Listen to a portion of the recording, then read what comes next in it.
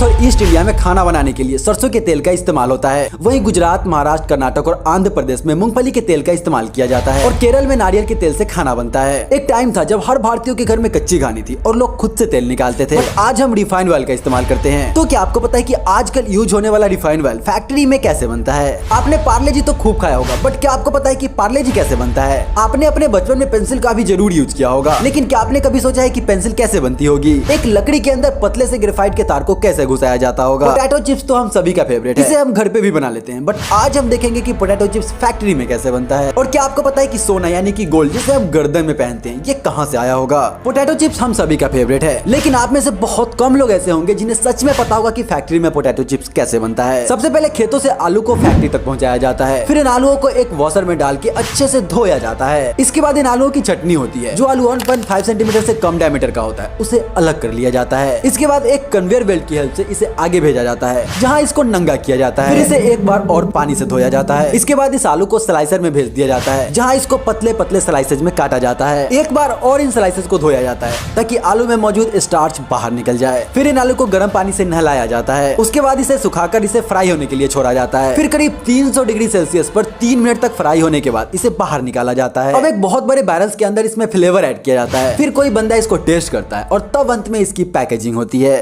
बचपन में आपने पेंसिल का खूब यूज किया होगा। पेंसिल को लिखने से ज्यादा छिलने में मजा आता था, बट क्या आपने कभी सोचा है कि पेंसिल बनाई कैसे जाती होगी? एक्चुअली सबसे पहले ग्रेफाइट और मिट्टी को आपस में मिलाया जाता है, फिर उसमें पानी डाल के थोड़ा गीला कर लिया जाता है, और अगर कलर वाली पेंसिल बनानी है तो इसी में कलर भी मिलाया जाता है। इसके बाद एक प्रेशर वाली मशीन में डाल के इसका लीड बनाया जाता है। फिर उस लीड को एक कंटेनर में डाल के उसमें आग लगाया जाता है। उसके बाद उसे मोम से नहलाया जाता है और तब जाके हमारा लीड तैयार होता है। अब पेंसिल बनाने के लिए सबसे पहले जंगल से सिडार की लकड़ी को काटा जाता है। फिर उस लकड़ी को चीर के पेंसिल के साइज का छोटा सा तख्ती बना लिया जाता है। अब उस तख्ती में कटर की मदद से सांचा बनाया जाता है। फिर उस सांचे में लीड्स को एक एक करके डाला जाता है। फिर वैसा ही एक और तख्ती लेके उसके ऊपर से चिपका दिया जाता है। उस तख्ती को पेंसिल के साइज में काट लिया जाता है। फिर डाई बना के पेंसिल को पेंट किया जाता है। इसके बाद उसके ऊपर कंपनी अपना स्टाम्प चिपकाती है। फिर पेंसिल की क्वालिटी टेस्टिंग होती है और अब हमारा पेंसिल छील के खत्म करने के लिए पूरा तैयार होता है। गोल्ड यानी कि सोना। आपको पता होगा इंडियन महिलाओं के बीच इसका कितना क्रेज है, बट शायद ही आपने कभी सोचा होगा कि सोना हम तक पहुंचता कैसे है। अरबों साल पहले हमारी धरती पर मेटेराइट्स की बारिश हुई थी, जिससे हमारी धरती को पानी और बहुत सारे एलिमेंट्स मिले। इन्हीं उल्कापिंडों ने एक और चीज अपने साथ लाया जिसे आज हम गोल्ड कहते हैं। सबसे पहले जमीन या पहाड़ खोदकर सोने का ओर ढूंढा जाता है। यह समंदर के किनारे से सोना मिक्स कंकर को जमा कर लिया जाता है। अब सोने को ओर से अलग करने के लिए गंदगी सहित सोने को प्रोसेसिंग प्लांट में लाया जाता है, जहां बहुत सारी विधियों द्वारा सोने में मिक्स गंदगी को अलग कर लिया जाता है, जिससे सोने के छोटे छोटे कंकर प्राप्त होते हैं। अब इस कंकर को ग्रेन्स में बदल दिया जाता है। फिर इन ग्रेन्स को एक हीट चेंबर में डाल के गर्म किया जाता है, जिससे कुछ ही मिनटों में यह एक प्लेन बिस्किट में कन्वर्ट हो जाता है। फिर इसके ऊपर डिटेल्स चिपका दी जाती है और अब इस सोने का यूज करके ज्वेलरी बनाई जाती है और फिर वो ज्वेलरी हम खरीद लेते हैं। आज के बच्चों का तो पता नहीं, पर अगर आप 90s के कीड़े हो तो आपकी जिंदगी में पार्ले जी का एक अहम रोल होगा। क्या आपने कभी सोचा है कि पार्ले जी बिस्किट बनती कैसे है? सबसे पहले मैदे को इस वाइब्रेटिंग प्लेटफॉर्म के ऊपर छोड़ दिया जाता है, जिससे मैदा अच्छे से फिल्टर हो जाता है। फिर इसी वाइब्रेटिंग प्लेटफॉर्म के ऊपर चीनी को डाला जाता है, जिसके बाद इस मिक्सचर में एडिबल ऑयल और पानी मिलाकर इसे बहुत बड़े इंडस्ट्रियल मिक्सचर में डाल दिया जाता है, जिससे बिस्किट का डो तैयार होता है। फिर इस डो को 1 दिन तक मोल्डिंग के लिए छोड़ा जाता है। आगे इस मोल्ड किए गए मिक्सचर को 2 रोलर के बीच में डाल दिया जाता है और इसी रोलर में बिस्किट का सांचा बना होता है, जिस पर कंपनी का नाम और बिस्किट का डिजाइन होता है। और इसी सांचे में बिस्किट को उसका यूनिक शेप मिलता है। यह रोलर 1 घंटे में करीब 5000 बिस्किट बनाता है। अब यह बिस्किट कन्वेयर बेल्ट की वजह से ऑटोमेटिकली भट्टी में चला जाता है। फिर यह बिस्किट कन्वेयर बेल्ट पर ही ठंडा होता है, जिसके बाद प्राइस के हिसाब से अलग अलग रैपर में इसकी पैकेजिंग होती है। फिर एक वर्कर काफी तेजी से इन पैकेट्स को बड़े थैले में पैक करता है और अंत में कार्टून में पैक करके इसे डिस्ट्रीब्यूशन के लिए भेज दिया जाता है और उसके बाद हम इसे चाय में डाल के खाते हैं। बट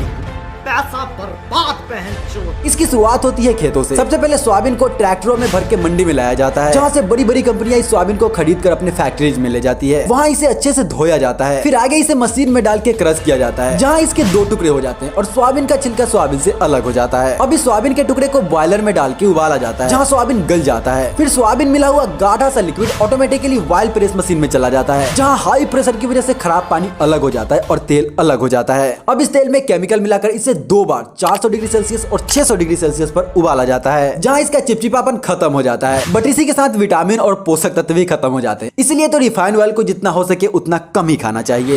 वीडियो अच्छी लगी तो लाइक कर देना, चैनल पर नए हो तो यार सब्सक्राइब करके जाना। मिलते हैं अगली वीडियो में, तब तक के लिए जय हिंद।